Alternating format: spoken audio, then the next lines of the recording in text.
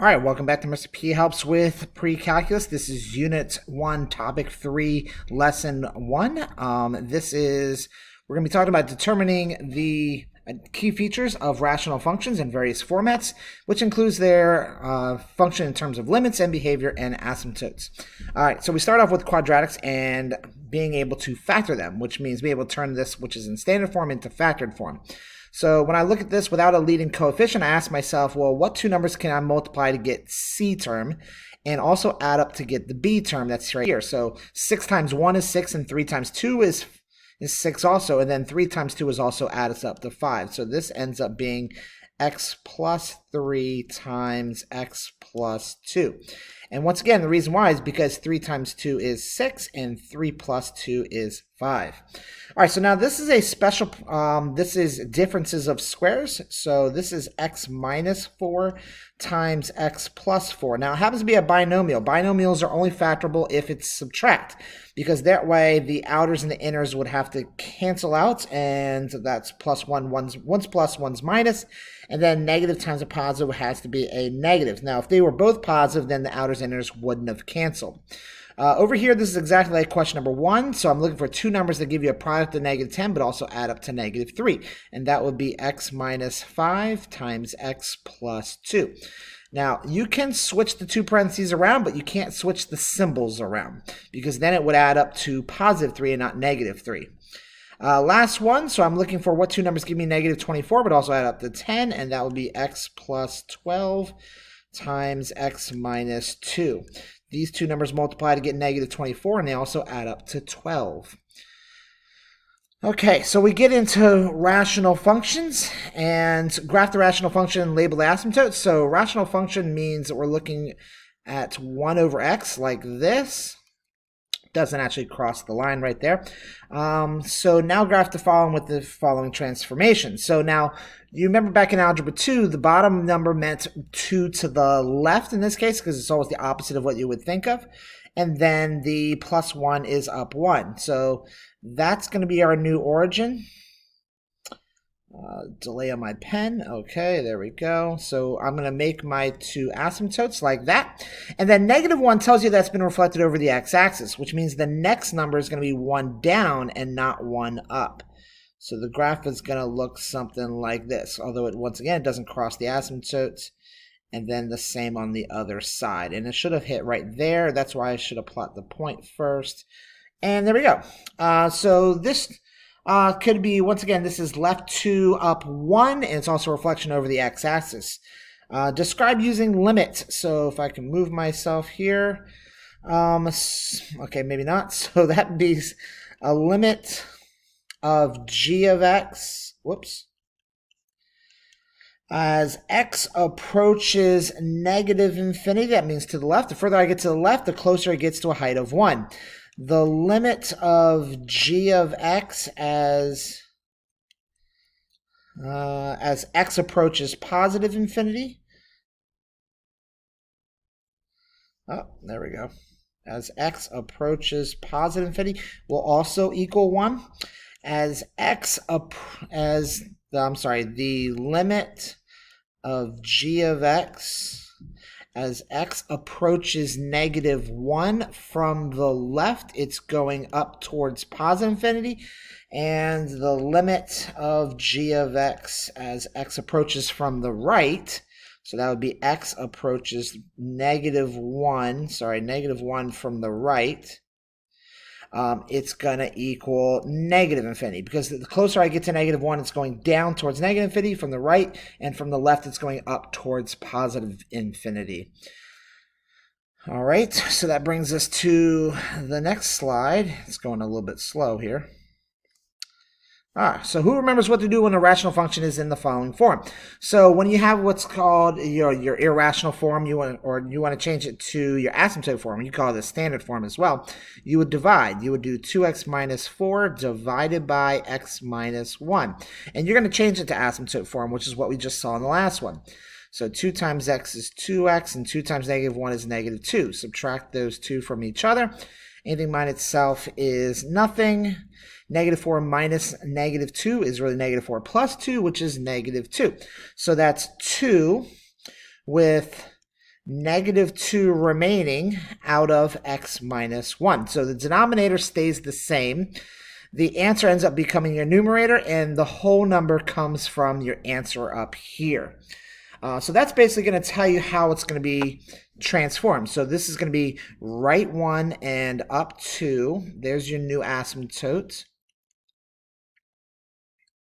Dotted line, and vertical asymptotes right here.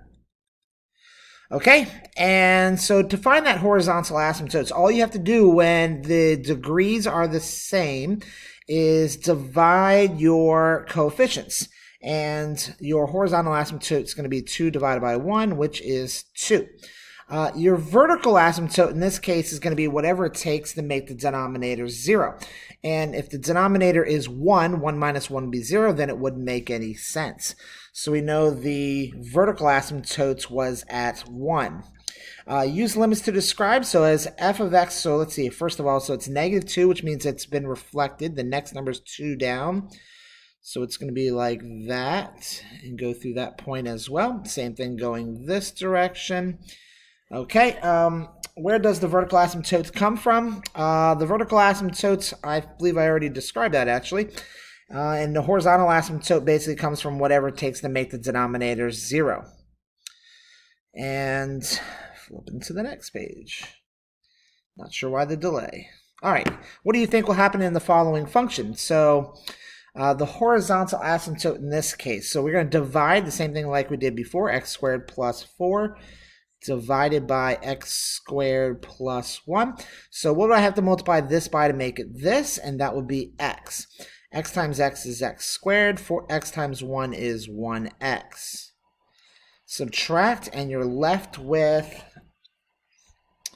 yeah, x times 1 is x. Okay, so x times x is x squared, just making sure I didn't make a mistake here. So you can't subtract these from each other, so nothing minus 1x makes negative x, and then 4 minus nothing makes positive 4. Okay, so in this case, so just like what happened in the last one, when you have these two exponents happen to be the same, then you just divide your coefficients, and 1 divided by 1 is 1.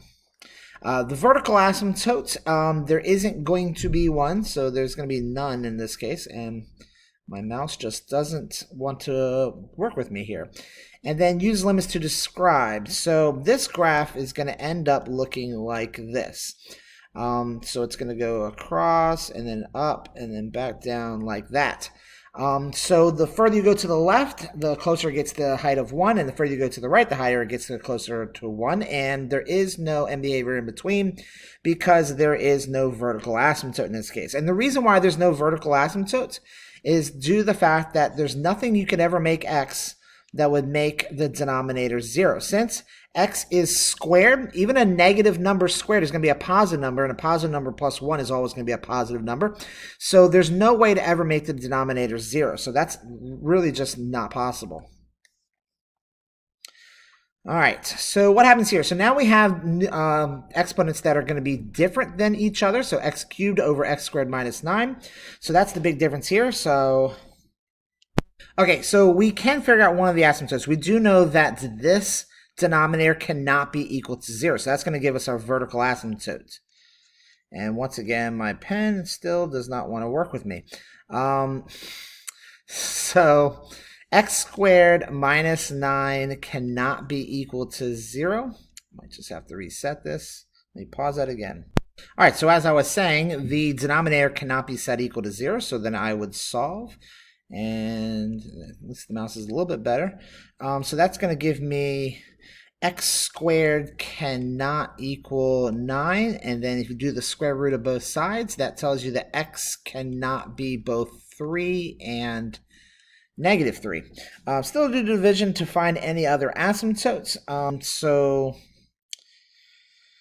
So in this case, we're going to do x cubed divided by x squared minus 9. So x times x is x cubed.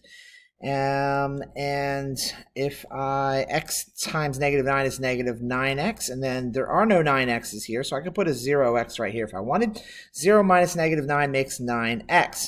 Okay, so in this case, we're going to get what's called a slant asymptote, or a diagonal asymptote in this case.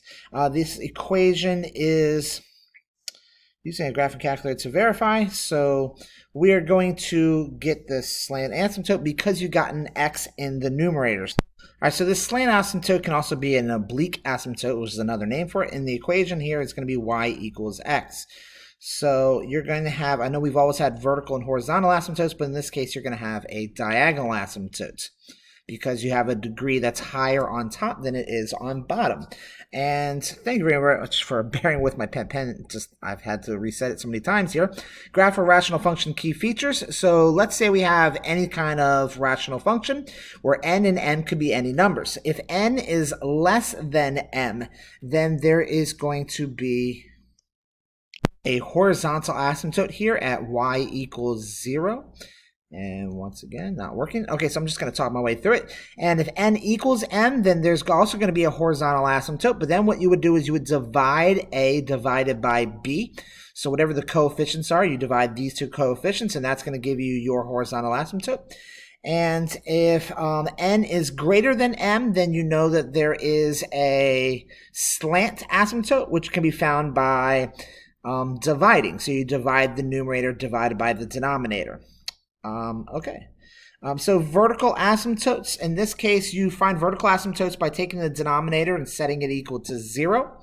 To find y-intercepts, all you have to do is take x and set it equal to 0 and solve. And then last but not least, x-intercepts, you would take the numerator and set it equal to 0, kind of like you do for vertical asymptotes. For x-intercepts, you take the numerator, set it equal to 0, and solved, and whatever you end up getting is your x-intercepts. Okay, I'm going to stop right there. Thanks again, once again, for thank you again for dealing with my mouse issues. I'm going to have to reset my computer, and I haven't been able to see myself the entire time. In fact, I just disappeared on my own screen, which just tells me I have a bunch of lag. All right, thanks again for watching. Have a great day.